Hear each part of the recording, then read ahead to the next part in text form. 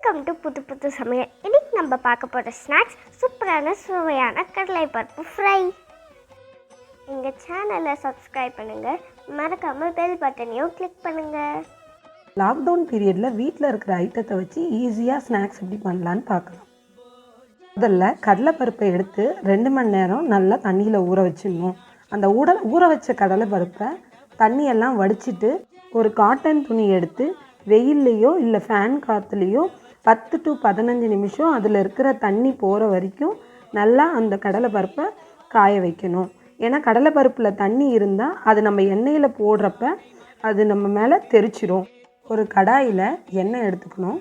அந்த எண்ணெய் நல்லா காஞ்ச உடனே நம்ம ஆற வச்சுருக்கிற கடலைப்பருப்பை அதில் போட்ட உடனேவே நம்ம அந்த தீயை மிதமாக வச்சுக்கணும். இல்லைன்னா கடலைப்பருப்பு தீஞ்சு போயிடும்.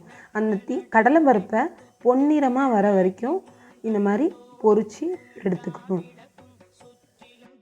கடலைப்பருப்பு நல்லா பொன்னிறமாக வந்துருச்சு. இப்போ நான் இதை எடுத்து ஒரு தட்டில் ட்ரான்ஸ்ஃபர் பண்ணிக்கிறேன். இது ஆறின உடனே நம்ம அதில் உப்பும் அப்புறம் மிளகா பொடியும் சேர்ந்து கலந்து வச்சுக்கலாம்.